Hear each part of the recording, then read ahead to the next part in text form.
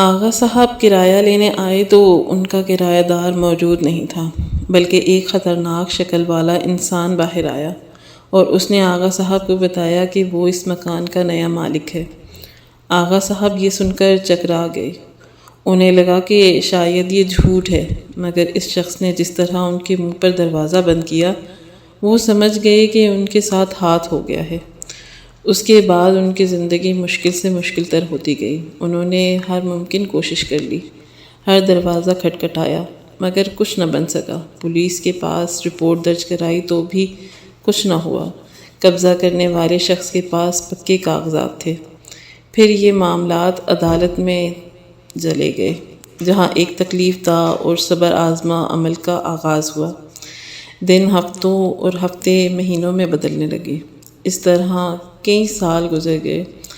آغا صاحب کے پاس جو کچھ تھا انہوں نے مقدمے میں لگا دیا۔ پھر زیور اور قیمتی گھر کی اشیاء بیچی، آخر میں قرض لیا، مگر نتیجہ کچھ نہ نکلا۔ ان چند سالوں نے ان کی کمر توڑ کر رکھ دی۔ انہیں احساس ہونے لگا کہ ان کی زندگی میں اس مقدمے کا فیصلہ نہیں ہو سکتا، اور وہ خود بھی بستر سے جا لگے۔ ان حالات میں ان کی اہلیہ ہی تھیں جو ان کا حوصلہ بڑھاتی تھیں، وہ صبر کرنے کا کہتی۔ آخر ایک دن آغا صاحب پھٹ پڑے، نہیں ہوتا مجھ سے صبر، اور کتنا صبر کروں، کب تک کروں؟ کہتے کہتے ان کو کھانسی کا دورہ پڑ گیا۔ وہ کھانستے کھانستے بے حال ہو گئے۔ اہلیہ پانی لینے دوڑی اور احمد بھاگتا ہوا آیا اور ان کی پیٹھ سہلانے لگا۔ آغا صاحب نے پانی پیا اور گہرے گہرے سانس لینے لگے، پھر آہستہ سے بولے، بے شک ہمیں صبر کرنا چاہیے، لیکن اب میرے صبر کا پیمانہ بھر چکا ہے۔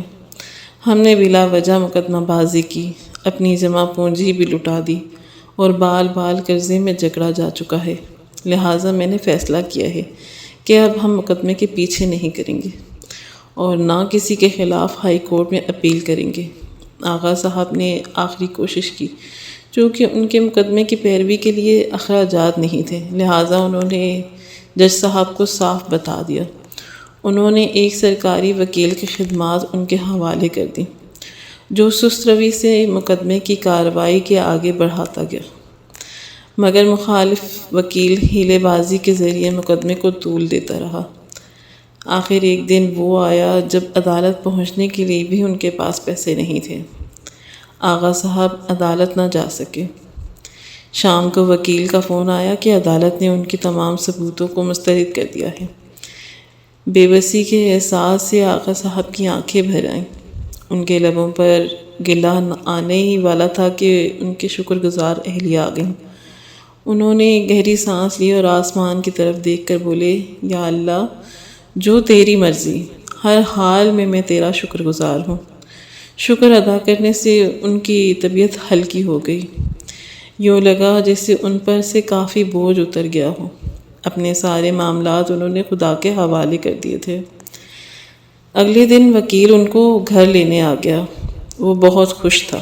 اس نے گرم جوشی سے آغا صاحب سے ہاتھ ملایا اور ان کو خوشخبری سنائی کہ جس پراپرٹی ڈیلر نے ان سے دھوکہ کیا تھا اسے دل کا دورہ پڑا ہے۔ اس نے مرنے سے پہلے اعتراف جرم کر لیا، جس سے مقدمہ ان کے حق میں ہو گیا اور جلد ہی ان کا مکان انہیں ملنے والا ہے۔ یہ خبر سن کر آغا صاحب اتنا روئے کہ آنسو تھمنا مشکل ہو گئے۔ ان کی آزمائش ختم ہو گئی تھی۔ جس نے انہیں پریشانی میں ڈالا تھا، اللہ نے انہیں اس پریشانی سے نکال لیا۔ یہی ان کے صبر کا انعام تھا۔